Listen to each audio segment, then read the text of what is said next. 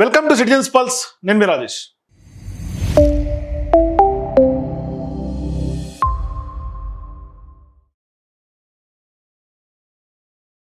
తెలంగాణలో కాంగ్రెస్ పార్టీ ప్రభుత్వం వచ్చిన తర్వాత ఎమ్మెల్యేలు ఎంత అక్రమార్జన పెరిగిపోతుంది, ఎంత మేర దంచి కొడుతున్నారు అనేది ఇదొక లైవ్ ఎగ్జాంపుల్గా చెప్పొచ్చు. ఇది మనం గతంలో ఒక ఆదిలాబాద్ ఉమ్మడి జిల్లాకు సంబంధించినటువంటి ఎమ్మెల్యే ఇంద్రమ్మ ఇంట్లో నుంచి వచ్చాడు రేవంత్ రెడ్డి గారు గొప్పలు చెప్పుకుంటుంటారు కదా. మరి ఆ ఎమ్మెల్యే ఏ విధంగా అయితే 2-3 కోట్ల బెంచ్ కార్లో ఇవాళ తిరుగుతూ ఉన్నాడో, మరి ఈ ఎమ్మెల్యే నేను ఇప్పుడు చెప్పబోతున్నటువంటి ఈ స్టోరీకి సంబంధించినటువంటి ఎమ్మెల్యే ఈయన కూడా ఉమ్మడి ఆదిలాబాద్ జిల్లాకు సంబంధించినటువంటి ఎమ్మెల్యే. అనేక ఆరోపణలు ఉన్నాయి, అనేక ల్యాండ్ సెటిల్మెంట్లు, ల్యాండ్ స్కాములు, ఆక్రమణలు, భూ కబ్జాలు, ఇసుక దందాలు, ఇవన్నీ ఈయన మీద ఆరోపణలు ఉన్నాయి. అయితే ఈ ఆరోపణలకి బలం చేకూర్చేలాంటి వార్త ఏంటంటే, ఏండ్ల కొద్దీ మూలుగుతున్నటువంటి బ్యాంకు లోన్లు, ఈయనకు సంబంధించినటువంటి కంపెనీలవి, అట్లాగే డిఫాల్టర్గా ప్రకటించినటువంటి బ్యాంకులు, ఇవన్నీ ఉన్నాయి. సీన్ కట్ చేస్తే వారం రోజుల్లోపు 470 కోట్లకు సంబంధించినటువంటి అప్పులు, ఆ యొక్క అప్పుల కొండ కరిగిపోయినట్టుగా తెలుస్తూ ఉంది. మరి 470 కోట్ల అప్పు ఓవర్ నైట్లో తీరిపోతుంది అంటే మరి ఆయన ఎంత మేర దంచి కొడుతున్నాడో మీరు అర్థం చేసుకోండి. సో నేను ఈ డీటెయిల్స్ మొత్తం చెప్పే ముందు మీరు ఈ వార్తను చూస్తే స్పష్టంగా ఆ ఎమ్మెల్యే ఏ నియోజకవర్గం అయి ఉంటాడు, ఎవరై ఉంటారు, మీ అభిప్రాయాల కింద నాకు కామెంట్స్ చెప్పండి. అయితే ఇక్కడ ప్రధానంగా ఇదొక రకంగా చెప్పాలంటే ఈ గెలుపో విజయమో సాధారణ వ్యాపార విజయం కాదు. ఇవాళ రేపు ఏమైపోయిందంటే ఎమ్మెల్యే రాజకీయాల్లో వచ్చారు, ఎమ్మెల్సీ అంటే కోట్లకు పడగలెత్తున్నటువంటి పరిస్థితి. మరి రాజకీయ అధికారం వచ్చిన తర్వాత జరిగినటువంటి అద్భుతమా ఇదేమన్నా అంటే, ఇప్పుడు తెలంగాణ రాజకీయాల్లో ఈ యొక్క ఎమ్మెల్యే గురించి హాట్ టాపిక్ నడుస్తుంది. ఏంటి అంటే, రాజకీయాల్లో వాస్తవానికి అధికారం వస్తే మనిషి జీవితం మారిపోతుంది అంటుంటారు. అంటే ఒక ఐడియా ఏ విధంగా జీవితాన్ని మార్చేస్తుంది అంటారు, అట్లా ఒక్కసారి ఎమ్మెల్యే పదవో ఎమ్మెల్సీ పదవో దక్కితే జీవితం టర్న్ అయిపోతుంది అంటారు చూసారా. ఇది ఎందుకు అంటే, ఏళ్ల తరబడి బ్యాంకుల ముందు డిఫాల్టర్గా ఉన్నటువంటి కంపెనీలు ఒక్క వారం రోజుల్లోనే 100 కోట్ల అప్పులు తీర్చేయడం అంటే ఎలా సాధ్యమైంది అనేది ఒక బిగ్ క్వశ్చన్. ఇప్పుడు ఇదే ప్రశ్న వ్యాపార వర్గాల్లో ఉంది, బ్యాంకుకు సంబంధించినటువంటి ఆ బ్యాంకింగ్ రంగాల్లో ఉంది, రాజకీయాల్లో కూడా తీవ్రమైనటువంటి చర్చకు దారితీస్తున్నటువంటి అంశం ఇది. మరి ఈ యొక్క కథ ఉమ్మడి ఆదిలాబాద్ జిల్లాకు చెందినటువంటి అధికార పార్టీకి సంబంధించినటువంటి కాంగ్రెస్ పార్టీ ఎమ్మెల్యే చుట్టూ తిరుగుతోంది. ఈ వ్యవహారం అంతా కూడా సుమారుగా 2.5 దశాబ్దాల రాజకీయ అనుభవం ఉంది ఆ లీడర్కి.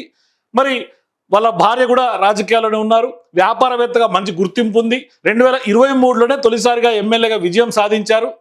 అయితే ఎన్నికల ముందు వరకు కూడా పరిస్థితి ఏంటి అంటే, ఆయన కుటుంబ సభ్యులు, సన్నిహితులు వాళ్ళంతా కూడా పార్ట్నర్స్గా ఉండి మొత్తం 11 కంపెనీలు 2007 నుంచి 2013 మధ్య కాలంలో 9 బ్యాంకుల నుంచి దాదాపుగా 470 కోట్ల రుణాలు తీసుకున్నటువంటి పరిస్థితి. సరే, రియల్ ఎస్టేట్ వ్యాపారము, అట్లాగే హోటల్స్, ప్రముఖ ఫోర్ట్ క్లబ్స్, ఇట్లా ఐటీ సెక్టార్లో, అగ్రో ఇండస్ట్రీస్, ఇట్లా డిఫరెంట్ రంగాల మీద పెట్టుబడులు పెట్టుకుంటా భారీ స్థాయిలో బ్యాంకుల నుంచి రుణాలు తీసుకున్నారు. అయితే ఆ రుణాలు తీర్చలేని పరిస్థితి. కానీ వ్యాపారాల్లో ఆశించినటువంటి లాభాలు రాలేదో, లేదంటే అది ముందుకు సాగలేదో తెలియదు. కానీ మరి వడ్డీలు పెరిగిపోయినాయి, అసలు చెల్లించే పరిస్థితి లేదు, అవన్నీ ఆగిపోయినాయి. ఒకటొకటి పెరిగిపోయి బ్యాంకులు కూడా ఆఖరికి డిఫాల్టర్ నోటీసులు జారీ చేసేదాకా వెళ్ళిపోయినాయి. మరి డిమాండ్ నోటీసులు ఇచ్చారు, పొజిషన్ సంబంధించినటువంటి నోటీసులు ఇచ్చారు, ఎన్సిఎల్టీ కేసులు అయినాయి, 10 ఏళ్లకు పైగా న్యాయ పోరాటం జరిగింది. మరి ఈ అప్పులు చిన్నవి కూడా కాదు, కోట్ల రూపాయల అప్పులు. తాత్కాలిక సొల్యూషన్ ఏమీ కాదు, ఏళ్ల తరబడి కొనసాగినటువంటి భారీ ఆర్థిక సంక్షోభం. ఒకసారిగా సింక్ అయిపోయినాయి మొత్తం అంత కంపెనీలు, ఈ వ్యవహారం అంతా కూడా. కానీ 2023లో ఎమ్మెల్యేగా ఎన్నిక అవ్వటం అనేది ఆయన జీవితం తిరిగినటువంటి అద్భుతం. ఒక్కసారిగా సీన్ మారిపోయింది. ఆరోపణలు పెద్ద ఎత్తున, దందాలు, ఆరోపణలు పెరిగినాయి ఆయన మీద. మరోవైపు 2025 మార్చి 24 నుంచి మార్చి 31 మధ్య, అంటే కేవలం 7 రోజుల్లోనే దాదాపుగా 400 కోట్లకు పైగా, అంటే 470 crores ఆ యొక్క ఇంచుమించు ఆ ఫిగరు అన్ని లోన్లు బ్యాంకులకి ఒక్కటిసారి కట్టిపడేసారు. మరి ఒకే రోజు ఒకే బ్యాంకుకు 120 కోట్లు చెల్లింపు జరిగింది అంటే మనకు అందుతున్నటువంటి సమాచారం ప్రకారం. దీంతో ఇప్పుడు ఖచ్చితంగా బ్యాంకులు వరుసగా నో అబ్జెక్షన్ సర్టిఫికెట్లు కూడా వాళ్ళకి సంబంధించినటువంటి వాటన్నిటి కూడా ఇచ్చేస్తున్నటువంటి పరిస్థితి. ఇక్కడే అసలు ప్రశ్న ఏంటంటే, 10 ఏళ్ల పాటు వడ్డీ కూడా చెల్లించలేనటువంటి సంస్థలు ఎమ్మెల్యేగా గెలిచినటువంటి ఏడాదిన్నర కాలంలో 100 కోట్ల డబ్బు ఎక్కడి నుంచి తీసుకొచ్చారు? కొత్త పెట్టుబడులు ఏమన్నా వచ్చాయా? ఆస్తులు ఏమన్నా డబుల్ అయినాయా? ఆస్తులు అమ్ముకున్నారా? లేదంటే విదేశీ నిధులంటే కాదు, కేవలం అక్రమార్జన. అంటే ఎంత మేర దందాలు సాగినాయి చూసుకోండి. ఇంకేమన్నా ఆర్థిక వ్యవహారం లావాదేవీలు ఏమన్నా ఉన్నాయా అంటే దీని మీద ఖచ్చితంగా ఇప్పుడు ఒకసారి ఎంక్వైరీ జరపాల్సినటువంటి అవసరం ఉంది. లేదు అంటే 470 కోట్లు బ్యాంకు లోన్లు ఒక్కసారి అధికారంలోకి రాగానే ఎమ్మెల్యే అయిపోగానే తీర్చారు అంటే మరి ఇది ఒక ఆసక్తికరమైనటువంటి అంశం. ఎందుకంటే ఎన్నికల అఫిడవిట్లో కూడా ఆ యొక్క ఎమ్మెల్యే తన ఆస్తుల విలువ సుమారుగా 54 కోట్ల రూపాయలు అని రాసుకుంటూ వచ్చారు. అప్పులు సుమారు 12 కోట్లుగా చూపించారు అన్నాడు అఫిడవిట్లో. మరి 12 కోట్లు మాత్రమే అని ప్రకటించి, కానీ విదేశాల్లో బ్రెజిల్, సింగపూరు, అట్లాగే హాంకాంగ్లో ఉన్నటువంటి బ్యాంక్ ఖాతాలకు సంబంధించినటువంటి వివరాలు అఫిడవిట్లో లేవనే ఆరోపణలు కూడా ఆయన మీద ఉన్నాయి. మరి ఈ ఆరోపణలు అధికారికంగా కూడా కొంత స్పష్టత రావాల్సినటువంటి అవసరం అయితే ఉంది. కొంతమంది స్థానికంగా విపరీతమైనటువంటి చర్చ జరుగుతోంది. ప్రతిపక్ష పార్టీ నాయకులు కూడా కొంత ఆరోపణలు చేస్తున్నారు. ఇదే సమయంలో ఎమ్మెల్యేగా ఎన్నికైన తర్వాత ఆయన మీద వచ్చినటువంటి ఆరోపణలు ఏంటి? చెరువు ఆక్రమణలు, ఇసుక దంద, బెదిరింపులు, భూ సెటిల్మెంట్లు, వసూళ్లు, ఇటువంటి ఆరోపణలన్నీ ఆయన ప్రత్యక్షంగా రాజకీయాల్లోకి వచ్చిన తర్వాత, ఎమ్మెల్యే అయిన తర్వాత రాజకీయ ప్రత్యర్థులు చేస్తున్నటువంటి ఆరోపణలు. మరి అయితే ఈ ఆరోపణలు ఇప్పటి వరకు కొంత ఆఖరికి వీళ్ళ బాధితులు ఎట్లా అంటే గాంధీ భవన్లో ఆనాడు మంత్రులకు సంబంధించినటువంటి వీక్లీ ఒకసారి అది ఉంది కదా, దాన్ని ఏమంటారు, ప్రజాభవన్ లాగా ఎమ్మెల్యే సంబంధించి లేకుంటే మంత్రులకు సంబంధించి ప్రజా సమస్యలు తెలుసుకునేందుకు మంత్రులు గాంధీ భవన్కి వస్తే ఆ రోజు కూడా గాంధీ భవన్కి ఏకంగా కాంగ్రెస్ పార్టీ కార్యకర్తలే పోయి 8 కంప్లైంట్ చేసినటువంటి పరిస్థితులు కూడా ఉన్నాయి. మరి అంత స్థాయిలో ఇసుక నుంచి తైలం ఎట్లా తీస్తారో అట్లా ఈయన పిండి పడేస్తున్నాడు ఆదిలాబాద్ జిల్లాని.